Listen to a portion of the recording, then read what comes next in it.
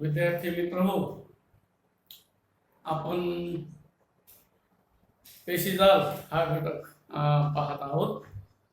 हा घटक पाहत असताना आपल्याला माहित आहे की पेशीजालाचे 4 प्रकार पडतात. पहिला आच्छादक पेशीजाल, दुसरा संयोगी पेशीजाल, तिसरा स्नायू पेशीजाल आणि चौथा चेता पेशीजाल. आपण या अगोदर पहिले 2 घटक यावर चर्चा केलेली आहे, आच्छादक पेशीजाल आणि संयोगी पेशीजाल. तर आज आपण स्नायू पेशीजाल या बद्दल चर्चा करणार आहोत. आपल्या शरीरात स्नायूमुळं काय होऊ शकतं, हालचाल होऊ शकते किंवा स्नायूमुळे शरीराला आकार प्राप्त होऊ शकतो, म्हणून हे सर्व महत्वाचं आहे. तर आज आपण हे स्नायू पेशीजाल याबद्दल माहिती पाहणार आहोत. हा स्नायू पेशीजाल, या स्नायू पेशीजालामध्ये म्हणजे किंवा आपल्या शरीरामध्ये 3 प्रकारचे स्नायू असतात. ते म्हणजे एक ऐच्छिक स्नायू, अनैच्छिक स्नायू आणि हृदयाचे स्नायू. हे 3 स्नायू आपल्या शरीरामध्ये असतात. या स्नायूंची रचना आणि कार्य याबद्दल आज आपण चर्चा करणार आहोत. आता हा स्नायू, कोणताही स्नायू म्हटलं की त्याचं मुख्य कार्य आहे आकुंचन पावणे. स्नायू कधी प्रसरण पावत नाही, स्नायू आकुंचन पावतो. त्यामुळं तो आकुंचन पावला की आपल्या शरीरातलं त्या अवयवाचं कार्य हे सुरू होतं. स्नायूच्या हालचालीमुळं रक्ताभिसरण संस्था होतं किंवा पदार्थांचं वहन होतं आणि ही क्रिया आपल्या शरीरामध्ये सतत चालू असते. म्हणून आपण दैनंदिन कार्य हे करू शकतो. स्नायू पेशी ह्या लांब धाग्याप्रमाणे असतात. म्हणजे याच्या अगोदर आपण पेशी पाहिलं, पेशी ह्या तुम्हाला गोल किंवा चौकोनी किंवा उंच अशा वाटतात दिसल्या, परंतु स्नायू पेशी ह्या लांब धाग्याप्रमाणे असतात. म्हणून त्यांना पेशी न म्हणता आपण त्यांना तंतू किंवा स्नायू म्हणतो. स्नायूंना तंतूही म्हणतात. मग पेशीमध्ये असणाऱ्या द्रवाला सायटोप्लाझम म्हणतात, पण स्नायूमध्ये असणाऱ्या द्रवाला सायक्रोप्लाझम म्हणतात. म्हणजे हा दोन्हीतला फरक आहे. आणि या द्रवामध्ये विशिष्ट प्रकारची प्रथिनं असतात आणि या प्रथिनांद्वारे स्नायूंचा आकुंचनाची क्रिया ही घडून येत असते. आपण पहिलं म्हटल्याप्रमाणे 3 प्रकारचे स्नायू आहे, ऐच्छिक स्नायू, अनैच्छिक स्नायू आणि हृदयाचे स्नायू. त्यापैकी मी बोर्डावर 3 प्रकारच्या आकृत्या काढलेल्या आहेत. तर पहिला आपला जो आहे ऐच्छिक स्नायू, याबद्दलची आकृती आपण निरीक्षण करा. खर तर हे ऐच्छिक स्नायू फार लहान असलेले दिसून येतात, म्हणून तुम्हाला स्पष्ट दिसणार नाही. या स्नायूला जर मायक्रोस्कोप मध्ये पाहिलं तर ते स्नायू म्हणजे एक अशा प्रकारचे काही इथं तुम्हाला मोठा पट्टा जो दिसतोय, अशा प्रकारचे हे स्नायू आपल्याला दिसतात. आणि हे जे ऐच्छिक स्नायू आहे म्हणून यांना पट्टेदार स्नायू किंवा तंतू म्हणतात. हे दंडगोलाकार असतात. बाहेरील भागाला म्हणजे स्नायूच्या बाहेरील भागाला सॅक्रोलिमा म्हणतात. स्नायू पेशीमध्ये प्रथिनांचे पट्टे हे असतात. मायोसिन हे एक प्रथिनाचा प्रकार आहे. मायोसिन या प्रथिनामुळं जाड पट्टा तयार होतो, तर ऍक्टिन या प्रथिनामुळं विरळ पट्टा तयार होतो.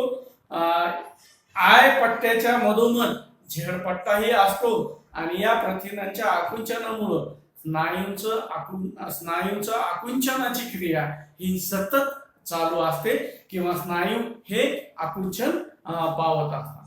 म्हणजे उदाहरणार्थ ह्या आपल्या कोपऱ्याच्या सांध्यामध्ये हे ऐच्छिक स्नायू असतात आणि आपल्याला जर हा जवळ घ्यायचा तर हे स्नायू आकुंचन पावल्यामुळंच आपण हात जवळ घेतो, परंतु या स्नायूंना आदेश मेंदूकडून येतो की तुम्ही हात उचला आणि त्या आदेशाचं पालन ऐच्छिक स्नायू करतात. म्हणजेच ऐच्छिक स्नायू हे मेंदूच्या आदेशानुसार चालणारे स्नायू आहेत.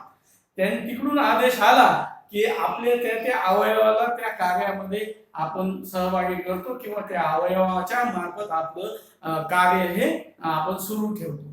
त्यामुळं ऐच्छिक स्नायू हे मेंदूच्या आदेशावर चालणारे स्नायू असतात आणि त्याप्रमाणे ते आपल्या शरीरामध्ये कार्य करतात. याचा दुसरा प्रकार आहे अनैच्छिक स्नायू. अनैच्छिक स्नायू तुम्ही पाहत असता ही आकृती एक क्रमी सारखी म्हणजे लांब दिसते.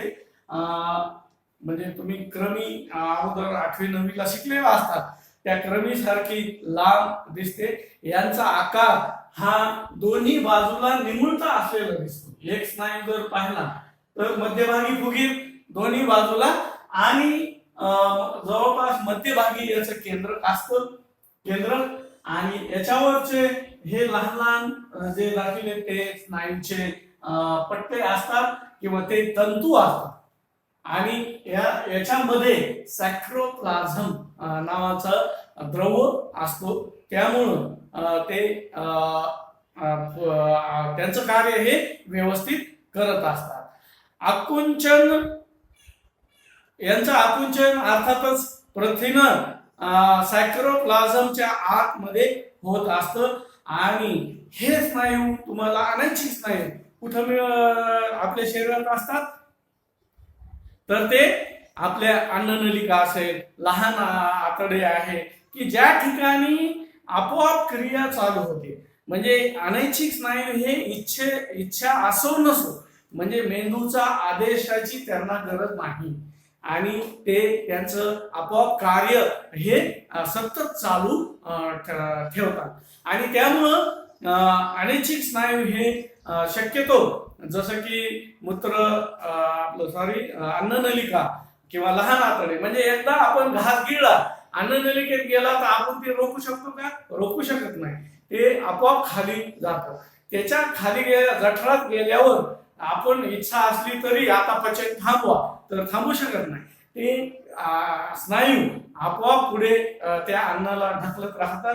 ते लहान आतड्यात जातं. लहान आतड्यातही त्या स्नायूमुळेच अन्न पुढे पुढे जातं. त्याचं तिथं पचन हे होऊन अन्न पुढे जातं म्हणजे त्या स्नायू म्हणजे अनैच्छिक स्नायू त्या ठिकाणी काम करतात. म्हणजे मेंदूच्या आदेशाशिवाय काम करणारे हे स्नायू आपल्या शरीरामध्ये विविध ठिकाणी पाहायला मिळतात की ज्या क्रिया आपोआप आपल्या शरीरामध्ये ज्या ज्या ठिकाणी होतात त्या ठिकाणी हे स्नायू आपल्याला पाहायला मिळतात.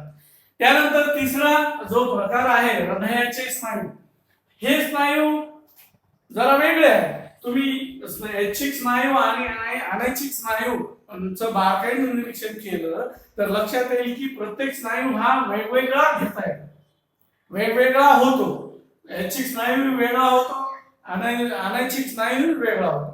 परंतु आकृतीत जर तुम्ही बारकाईने निरीक्षण केलं तर लक्षात येईल की प्रत्येक स्नायू हा एकाला एक मध्ये गुंतलेला आहे, जोडलेला आहे. असे अनेक स्नायू एकत्र जोडल्यामुळं ते हृदय तयार झालेलं आहे. परंतु यांची रचना पाहत असताना हे स्नायू हे दंडगोलाकार असतात आणि ते एकमेकास जोडल्यामुळं हृदय हे एक पेशीगत असतं आणि एक स्नायू जर आकुंचन पावला तर सगळे स्नायू हे आकुंचन पावतात. आणि या स्नायूच्या मध्ये तुम्ही पाहिलं असेल की एका स्नायूमध्ये इथं 2 केंद्रक आहेत. म्हणजे एका स्नायूमध्ये एकापेक्षा जास्त केंद्रक आपल्याला पाहायला मिळतात आणि इथं पट्टे बारीक दिसत आहेत तेही स्नायूचे पट्टे आहेत. सॅक्रोप्लाझम आतमध्ये याच्यामध्येही असतं आणि अशा या रचनेमुळे सर्व तंतू एकसारखे आकुंचन पावतात. सॅक्रोप्लाझमची रचना पट्टेदार स्नायूतील मायोसिन आणि ऍक्टिन प्रमाणच या ठिकाणी कार्य करते. स्नायूच्या दोन टोकास एक चकती असते आणि अति सूक्ष्मदर्शक यंत्रातून ही चकती आपल्याला पाहायला मिळते. दोन पेशी आवरणाची असल्यासारखी आपल्याला वाटते. पेशीच्या बाह्य भागात हे पेशी आवरणही आपल्याला पाहायला मिळते. ह्या सर्व स्नायूमध्ये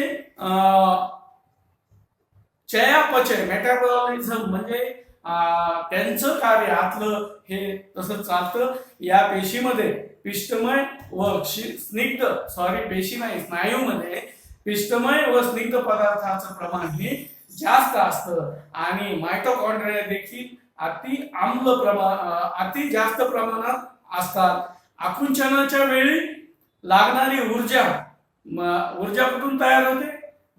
ग्लुकोज, अन्नातून मिळणारा ग्लुकोज आणि प्राणवायू या दोघांचा संयोग होऊन ऊर्जा आपल्याला मिळते. तर त्या ठिकाणी ही या दोन्हीच्या संयोगानं या स्नायूमध्ये ही ऊर्जा तयार होते. अनेकदा या पदार्थाच्या व प्राणवायूच्या अभावी हे स्नायू आपल्याला शिथिल झालेले दिसतात. त्यावेळेला आपण कुठलंही कार्य करत असताना म्हणजे आपल्याला ते काम करू वाटत नाही, तेव्हा ते स्नायू शिथिल झाले त्यावेळेला समजायचं की आपल्याला ऑक्सिजन कमी पडतो किंवा आपल्या शरीरात ग्लुकोज कमी आहे, म्हणून आपल्या शरीरात ऊर्जा निर्मिती होत नाही. म्हणून एखाद्या कामामध्ये आपण उत्साहाने किंवा चांगल्या पद्धतीनं ते काम करू शकत नाही. आता हे हृदयाचे स्नायू जे आहेत, तुम्हाला परीक्षेत प्रश्न विचारू शकतात की स्नायूचे प्रकार सांगा, तर तेव्हा तुम्ही हे 3 प्रकार तिथं त्याचं विश्लेषण करायला पाहिजे, आकृती काढायला पाहिजे. परंतु कधी कधी असाही प्रश्न विचारू शकतात की 3 स्नायू मधील फरक सांगा, फरक विचारतात आणि तोही फरक तुम्हाला सांगता आला पाहिजे. म्हणून थोडक्यात मी या ठिकाणी फरक कसा सांगायचा विश्लेषण करतो. ऐच्छिक स्नायू पेशी ह्या दंडाकार असतात, तर अनैच्छिक स्नायू पेशी या मध्यभागी जाड आणि टोकास निमुळते असतात. तर हृदयाचे स्नायू दंडाकार असून एकमेकांना हे जोडलेले असतात. त्याचबरोबर ऐच्छिक स्नायूवर पट्टे असतात, अनैच्छिक स्नायूवर पट्टे नसतात आणि या हृदयाच्या स्नायूवर पट्ट्यांचं प्रमाण हे कमी प्रमाणात असलेलं दिसून येतं. ऐच्छिक स्नायूमध्ये केंद्रक अनेक असलेली आपल्याला पाहायला मिळतात, परंतु अनैच्छिक स्नायूमध्ये केंद्रक एकच असून ते मध्यभागी असलेलं आपल्याला दिसतं. हृदयाच्या स्नायूचं मध्ये केंद्रक हे मध्ये आपल्याला असलेलं दिसून येतं. ऐच्छिक स्नायू हे इच्छेनुसार आकुंचन पावतात, अनैच्छिक स्नायू हे इच्छेच्या व्यतिरिक्त आकुंचन पावतात किंवा इच्छा शक्तीने आकुंचन पावत नाहीत. आणि हृदयाचे स्नायू हे स्वयंचलित असतात, सतत म्हणजे त्यांची इच्छा असो नसो स्वयंचलित म्हणजे स्वतः त्यांचं कार्य.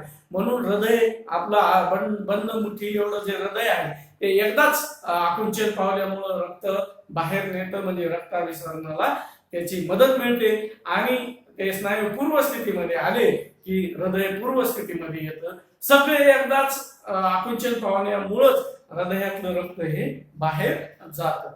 त्यानंतर ऐच्छिक स्नायूमुळे सांध्यांची हालचाल होऊन आपल्या संपूर्ण शरीराची हालचाल होते. तर अनैच्छिक स्नायू हे इंद्रियाच्या पोकळीत असलेले पदार्थ हे पुढे ढकलण्याचं काम हे सतत करतात. हृदयाचे स्नायू एका मिनिटाला 70 ते 80 वेळा आकुंचन पावतात. 70 ते 80 म्हणतो आपण, हृदयाचे ठोके हे 72 असले पाहिजे, या पद्धतीनं ते आकुंचन पावतात. आणि हृदयातील स्नायूंच्या आकुंचनामुळं ह्या आपल्याला रक्ताभिसरणास मदत होते. अशा पद्धतीनं हे जे आपले स्नायू आहेत, स्नायू पेशीजाल या ठिकाणी संपतो. याच्यानंतर आपण पुढे चेता पेशीजाल पाहणार आहोत.